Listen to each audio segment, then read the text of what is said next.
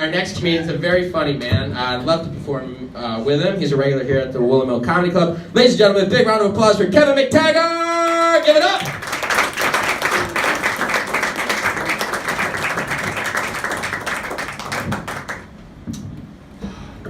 Before I start, I like to talk about something that I think is important to all of us. Charity. Who here gives to charity? Clap if you give to charity. I think everyone should. Everybody has that cause that means something to them in their life, right? I have a charity. Want me to tell you what my charity is? Yeah. It's the Get Kevin the Fuck Out of His Parents' House Fund. If anyone wants to contribute, please speak to me after the show. I'll do anything for money. I said that wrong. Anything! At all. Try not to act too desperate on stage, Kevin. That's not a good idea. Okay. I do live in Vermont. I live in Norwich. Clap if you've heard of Norwich. Okay, good. Clap if you've heard of Norwich University. Okay. This is the difficult part. Clap if you think that Norwich University is located in Norwich, Vermont. Thank God. One asshole! One fucking asshole behind the curtain! Or was it you? Was it you? It was him. Chad! Fucking it. Seriously, I've been living in Vermont, in Norwich, since like 2004, and I am sick and tired of people confusing that shit. Seriously. It's terrible. Like I'll tell people I'm from Norwich, and they're like, "Oh, I know Norwich. Yeah, that's where the cadets are, right?" No, not where the goddamn cadets are, or the military academy is. It's not there. It used to be. It used to be back in 1866, but there was a fire. And they moved to Northfield, Vermont. That's how much it's pissed me off over the years.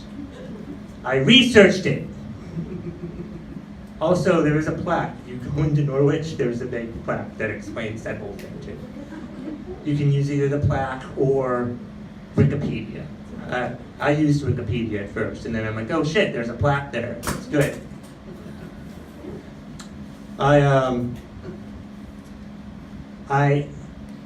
I paid for a Match.com subscription earlier this year. People always laugh when I say that. They should.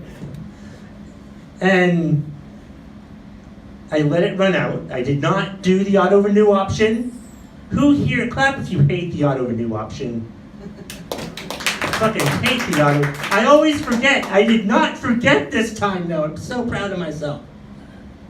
But like, it seems like the few weeks since my Match.com subscription has ended, I've been like getting emails from Match.com saying, hey, so-and-so is interested in your profile, or this person liked your photo, and I see the subject lines of those emails, and all I can think of is, where on earth was this interest when I had my subscription? There was nothing when I had my subscription. And like, all of a sudden, I don't have it anymore and there's fucking interest? Yeah, sure, whatever, it's a scam. I'm proud of that joke. I need to tell you why, because it's not about Tinder. You know, it's not a Tinder joke or a Bumble joke. Tell me, what's the other dating app? Grindr. I was gonna say that one. Growler's a good one too. You should try that one. It's good. I like music. I'm a Pearl Jam fan. Any Pearl Jam fans in the audience? You want right here? Thanks, good. Excellent taste in the back, and those of you that said woo, that's good. Back in like 2002, they came up with an album, and they have had some come out since then. I need to fucking clarify that too. But it was called Riot Act, and there was a song on there called Bush Leaguer.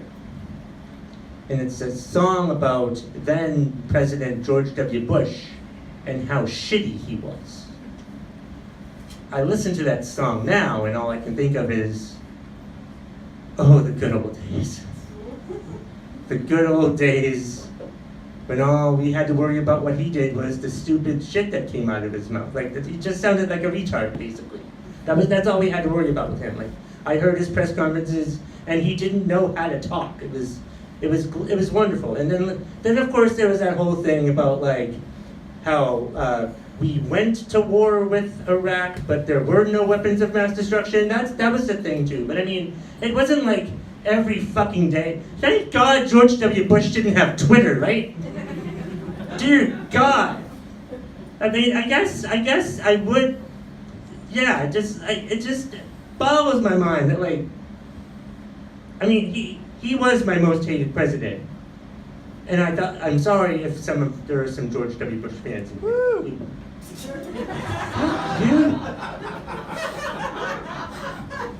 Sorry if there are some, but like, I just didn't expect to get my most hated president replaced in such a short amount of time. I didn't expect it to only last. I didn't expect his reign as my most hated president to last only 8 years. I would have liked to have lasted 80 years. That would have been fun. But people get mad about Trump, like with his tweeting. It's ridiculous. And whatever the hell comes out of his mouth, really. But I choose not to get mad about what he just said, whatever the hell it was. I always get mad at whatever he's going to say next. Because whatever he's going to say next is always much worse than what he just said. All right, well, you guys have been great. Appreciate it. Thank you very much. I'm going to give this mic back to our wonderful host, Colin. You can start clapping now.